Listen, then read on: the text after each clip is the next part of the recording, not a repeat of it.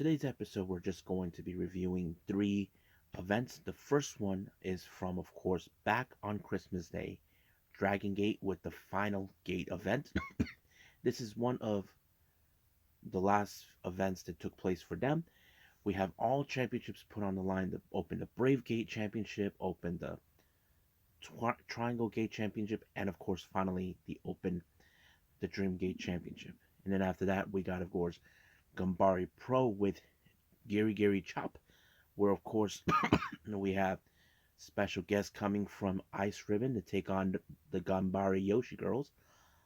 And then of course we got the Spirit of Ganbare World Openweight Championship on the line as the main event. And then of course we got New Japan Strong with Nemesis, and of course I will be talking a little bit about a little thing that came on earlier on the internet. And after that, we got some news updates to share what's been going on in the world of pro wrestling. So, let's get ready for another episode of Deleted Wrestle Zone.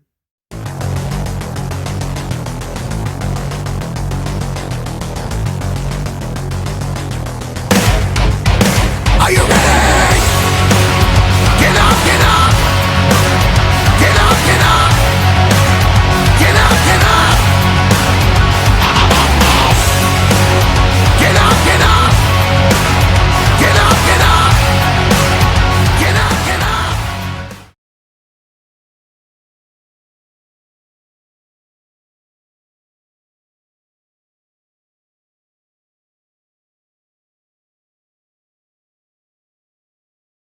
Welcome everybody to Deleted Wrestle Zone, all things that is pro wrestling with AEW, NXT, New Japan Pro Wrestling, Impact Wrestling, the National Wrestling Alliance, various promotions, wrestlers, matches, and championships. I am your host, J-Rod here. So, let's begin with Dragon Gate, the final gate that took place on Christmas Day. As I said before, there's still some events from late December I haven't gone through yet, but I'm going to get through all of them as much as possible before even we reach the halfway point in the month of January. Our first match we have is a 8-man tag match. We got three M3K consisted of Mochizuki Jr., Yasushi Kanda, Suzumu Mochizuki, and of course Masaaki Mochizuki, taking on the Natural Vibes consistent of Jackie Funky Kame, Jason Lee, Strong Machine J, and then finally KZ. Now this is a very tough battle because keep in mind 3M3K has been one of the most elite teams, has been making headway since the start of the year with them. I thought it was pretty good, but in the end, it just shows how strong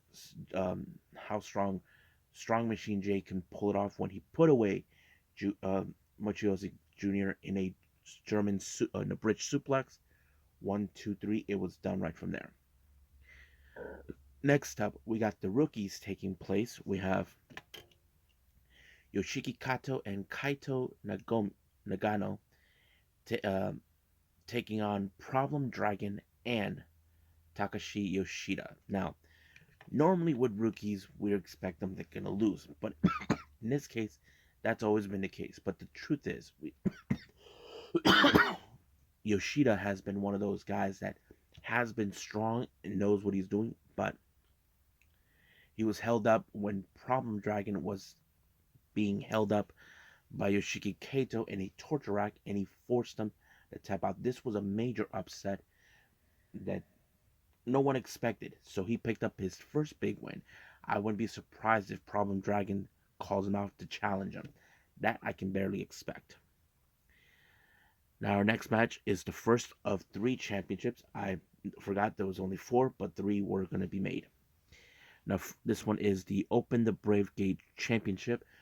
Those who are new to the channel, never seen Dragon Gate, all their title says Open the something gate. Like for example, the Brave Gate originally was all about the high flyers, but this one was all about like bit of the technical strong aspect of the belt. Um, uh, Minorita from Gold Class takes on Zebrat's member Hayo. I thought this match was pretty good because Hayo has been one of the most impressive wrestlers, but Minoria never thought in his mind that he would actually get a championship. He was more like a cheerleader for the Gold Class, but he picked up a good win when he tried Code Code Rita onto him to pick up his first championship, and I'm sure everybody in Gold Class are proud of him. Our next match, we have a very interesting 8-man tag. We have team number 1, Ho Ho Loon, Eita, Genki Horiguchi, and Don Fuji. They take on the Dragons, consisting of Dragon Dia, Dragon Kid, Bukutimo Dragon, and Ultimo Dragon. Now, those who don't know, Dragon Dia technically doesn't wear a mask anymore since he lost it late 2021, but he's been doing well without it. But since we have a generational dragons here, you look at Ultimo Dragon as the first generation, Dragon Kid second, Bukutimo and Dragon Dia are somewhere between third and fourth generation. So that kind of the connection as well.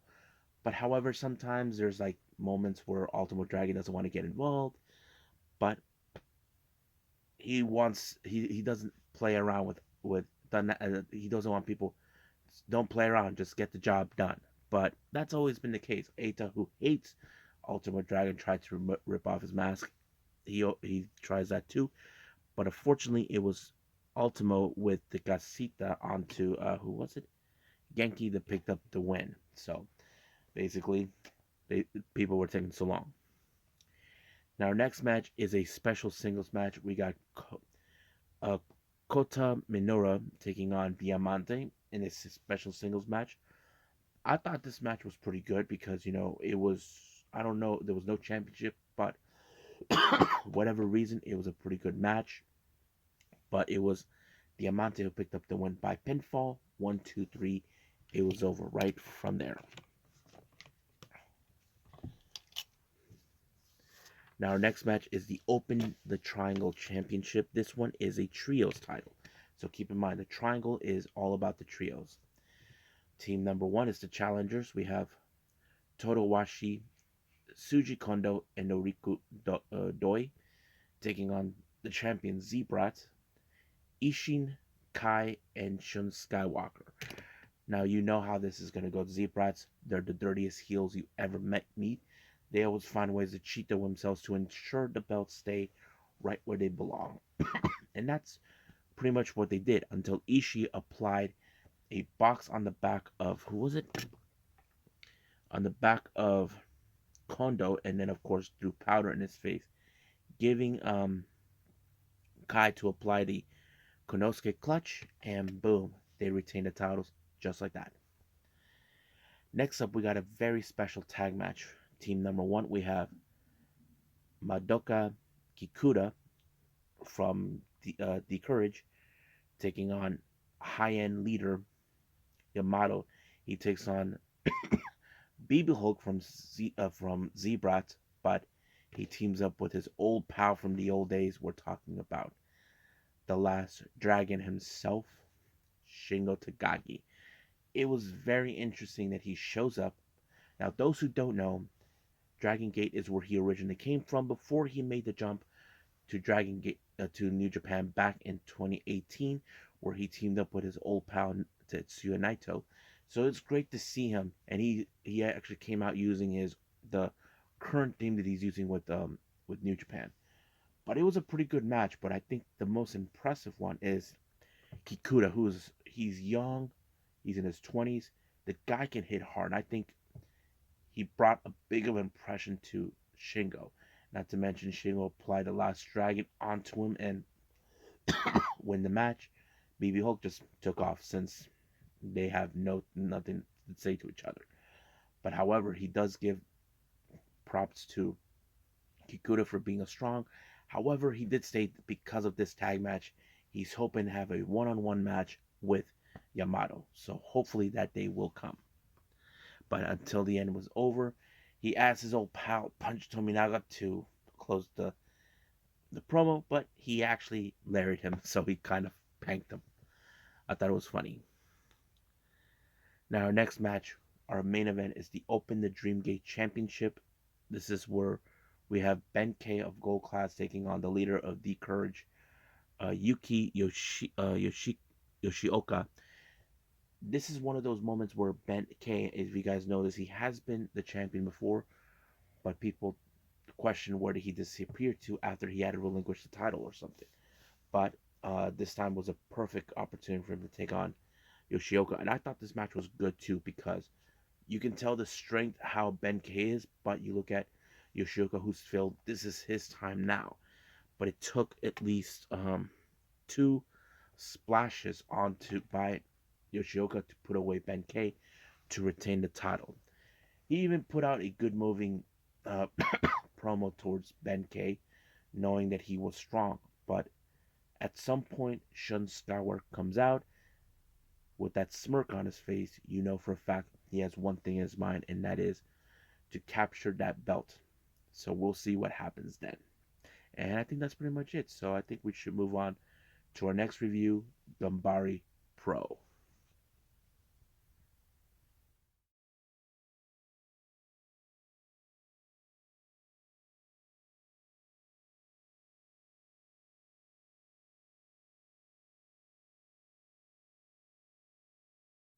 Okay, Ganbare Pro. This is the Giri Giri Chop that took place on the 27th of December at Corkin Hall. I thought this event was pretty good. I think I loved it so much. Our first match we have Munitatsu Nakamura taking on Shinichiro Tominaga. I thought this match was pretty good because this guy was named Nakamura. He's the new guy in the block, and I think it's a good learning curve. But he was put like every other young boy we've seen. It doesn't matter where. It was in Dragon Gate, it's in New Japan, All Japan, or wherever. They always ended up in the Boston Crab, and of course, he tapped out. But Tominaga does give him his respect for hanging in there to deal with a guy like him. Our next match, we have the Yoshis taking the stage. As we know, Ganbare Pro will no longer have Yoshi girls in their shows. They'll have their own show real soon. It's still unclear when. I will still take, but however, let's see who they got. Team number one, we got Yoshiko Hasegawa teaming up with Tokyo Pro's Zuzumi, where they take on Yuri, and of course another from Tokyo Pro, Yuki Kamifuku. Now, the one thing I notice is how Yuri is trying to be such a kiss ass. Not in a bad way, more like she knows she doesn't want to piss off Kamifuku. That's always been clear. Kamifuku is like the diva in the group. That's always been who she is. But of course there was going to be a mistake made, but it was fixed when of course Kamifuku actually pulled the famous sir onto Hasegawa, giving her the win. Now, our next match, this was a very interesting one. We have Ken Oka teaming up with his buddy Yomihito Inamari. Now, it appears that Inamari has a problem. There's another Inamari, but this one, he's a member of the Pheromones. That's the problem. So what happened is that Inamari from Pheromones attacked this one who's supposed to team with Ken Oka. Ken Oka ended up being in a 3-on-1 scenario against him. Now, you know the Pheromones, they like to show their asses, put people's faces on their asses. Ken Oka couldn't do that until he got rid of their version of Inamari, until the other Inamari showed up after being hit in the head. I thought the match was great, but however, the ref, I felt bad for him because he had ass coming to his face by Yuki Ino and of course Ken Oka, until Ken Oka pulled down his pants and started acting like the damn Pheromones. I thought it was crazy. But the obvious thing is this really over between the Pheromones and Ken Oka? I don't know. We just gotta wait and see. Now our next match, our next match, we have more of the Yoshi girls. We have Gaho Matsushita Now Ishikawa and Yuki Mashiro, this is before she retired, they take on the very own from Ganbare Pro, Harukaze, Moeka Mahuri, and Yona Manaze. Now, Ice Ribbon, good group. I like how they do things, but I always did feel like the home advantage goes to Manaze, Harukaze, and Haruhi because they're from Ganbare Pro. That plays out pretty well. So it did until Manaze applied a lariat onto Ishikawa to give them the win.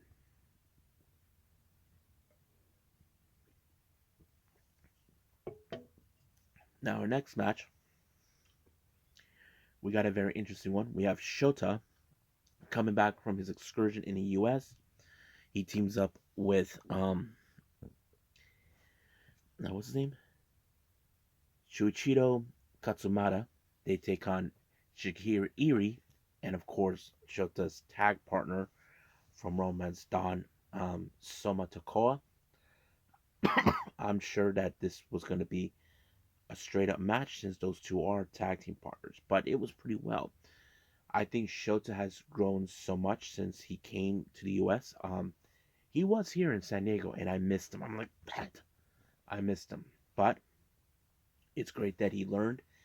He has gained a lot of knowledge, gained a lot of experience. It was him who picked up the win when he applied the frog splash, the infamous frog splash from his hero, Eddie Guerrero. So I thought it was great. Our next match, we have singles competition. We have Kaioki um, Iwasaki taking on Kisuke Ishii. This was a pound for pound, power for power match between these two. I thought it was great because you didn't know how this was going to end because there was a lot of kickouts. Try not to submit, but it took only a spinning heel kick by Ishii to allow them to win the match. So I'm like, wow. And I thought it was pretty great. So we'll see what happens then. And our main event is the Spirit of Ganbare Pro Openweight Championship. We have Mizuki Wadaze taking on Hartley Jackson, who was the champion. What's his name? Well, Wadaze has always been an impressive wrestler. I've seen him a lot. The first time I saw him is when he teamed up mostly with Shigehiro Iri, but it was great. Um, he has stepped up to the plate. He even took on what's their name, um, Eruption, head to toe. But he stood against a big guy. But Hartley Jackson's main weapon is a power driver. Somehow, Wadaze got out of it.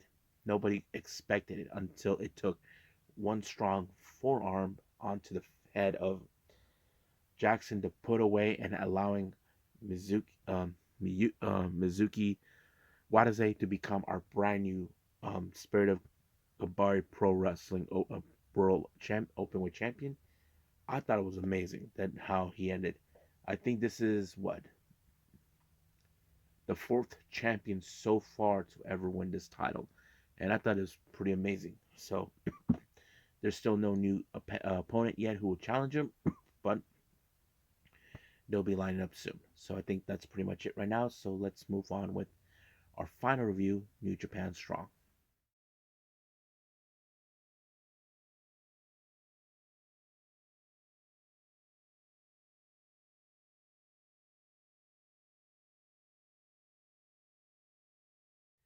Okay,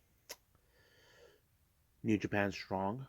Now, I want to put it out there.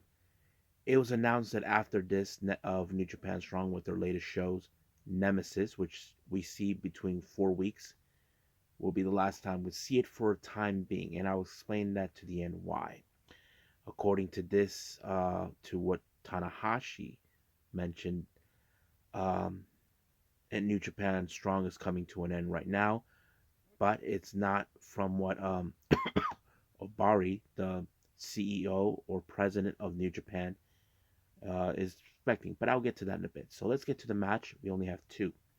The first one we have Alan Angels teaming up with Hikuleo, taking on his former brethren, the Bullet Club consisting of El Fantasmo and Jay White. Now, you all know how this is. You know that Jay White and El Fantasmo will try to avoid Hikuleo at all costs, but they know they have to pick up a win. And that's exactly what they do. They try to outsmart him. He knows how angry he is, how he wants to hurt him for almost trying to bridge a gap between both he and his brother. But unfortunately, the Bullet Club won. But you know how that goes. Bullet Club always finds a way to win. Now, our next match is a strong survivor match, which is like a Royal Rumble. We have tons of wrestlers like Kenta, Christopher Daniels, DKCs, JR Crows, and many others. This one was a very interesting one because the X Factor here, JR Kratos, was in it. He's the biggest dude. They had to eliminate him. But there was a moment of confusion where referees were focusing on one side of the ring. DKC was able to, of course, throw out Christopher Daniels, but unfortunately the ref did not see it.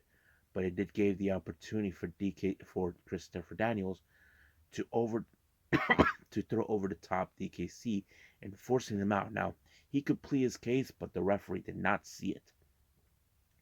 But the match continued on until we had our final four into a straight up match that would end by last man in pinfall. We have Wheeler Yuta, Blake Christian, Christopher Daniels, and Kenta. So that's how it goes. So you can guess the match went on all the way. Blake Christian and Christopher Daniels were eliminated. But it was, of course, it was Kenta who actually put, what's his name, Willie Yuta to sleep, and it was over from there. So I don't know what he gets out of it, but just to give you guys a heads up, Kenta will be facing that dumbass QT Marshall. He'll try to put him asleep. I know for that. Now, to what we are talking about, apparently, as I said, this will be the last time we'll see New Japan Strong for quite a while. But so this is what was being said, that they're how to say, coming to a close. But according to Takami Obari, the CEO of New Japan, this is what he had to say from what he put out. We started with no spectators in order to continuously provide matches, the strict lockdown of the U.S. and the depletion of professional wrestling worldwide. Japan's box office numbers are recovering. The U.S. has carefully nurtured Strong as a source of fire, and now it has become a regular shows with 2,000 to 300 people. Based on significantly changes internal and external environments, New Japan Strong, we will rebuild to quality over quantity. Now, what does that mean exactly? So it means that they want to make New Japan Strong better than it ever was. It's true. Now, if you guys ever seen the earlier shows of New Japan Strong, there was no audience during the time of the pandemic. They just used wrestlers who are from the U.S. They even used wrestlers who were supposed to be going to Japan, but they stuck in the U.S. Like Tama Tonga was one, along with Tongaloa, Chase Owens, even Kenta showed up too. But they also used other wrestlers from Impact. I forgot who else, but I'm sure that that's what the idea. I think they're trying to make this an improvement. Not sure when it will be back, but hopefully they can make it better than ever was before. Not sure what the plan is. Hopefully they'll tell us. And I think that's pretty much it, what we're going to do with New Japan Strong. I believe we should do some news updates.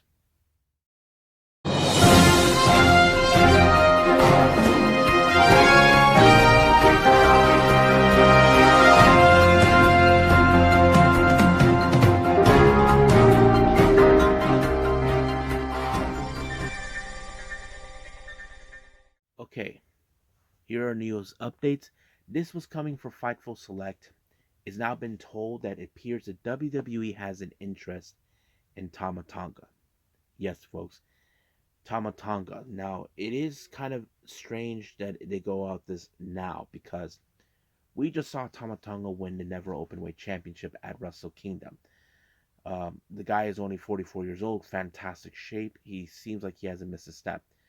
So it look they're interested because apparently word got out on the grapevine that Tama Tonga's contract with New Japan is almost out in a matter of weeks as we speak.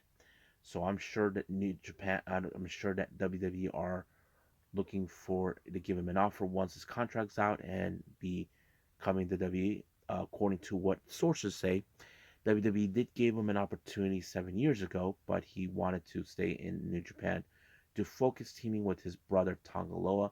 As you know, they've been one of the most popular tag teams in New Japan. Uh, our next update, I want to say happy anniversary to our very own Yoshi girl, Momo Kohgo. Her anniversary isn't about how long she wrestled, is how long she's been with Stardom. As you know, today is the 7th of December. Over there is December 8th. It reached 1 year anniversary since she first arrived in Stardom.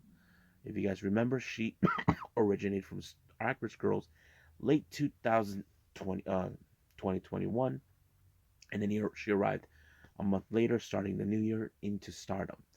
I thought it was very interesting. So, happy anniversary, Momo. Now, New Japan started announced for their Madness of March. The New Japan Cup will be starting soon in March, starting on the 5th in Cork and Hall all the way to the 21st of March, which was interesting, my brother's birthday. They even announced that around the same time they will have a big show, the 51st anniversary show that will take place in Ota, and I'm looking forward to that. No details have been given. I'm sure those details will be coming soon. Now, two updates coming from Wrestling Pro Wrestling, West Coast Pro Wrestling. My bad. We have for the 3 cheers for Sweet Revenge on the 4th of February. The West Coast Pro Championship will be on the line. Titus Alexander will put that title on the line against Nick Wayne. That's going to be one heck of a match. And of course, they announced for a brand new show, Home of the Killers, that'll take place at the State Room on the 7th of April. So, no details on that particular event yet, but we will find out soon enough. WrestleCon has announced for two more guests to be appearing at their show in WrestleMania weekend. We have the awesome Lex Luger who will be there, the total package, and of course, Pink Dream herself, Alex Gracia. So if you guys never seen Alex Gracia, she's this girl who dresses all in pink, and she's also the real life girlfriend of Scorpio Sky. If hopefully there's, I don't know if they're still dating, but yeah. So if you guys are from the LA area, go check it out. Prestige Wrestling has announced for a match for their upcoming event in February for Reality Unfolds. They'll take place on the 17th of February. We have Jaden that will be taking on Alan Angels. Interesting news has come up from Pro Wrestling Noah. Dralistico will be making his debut real soon. I think this is a very interesting as a wrestler that will be in participating with the Noah Juniors. I hope he gets an opportunity for the GHC Junior Heavyweight Championship.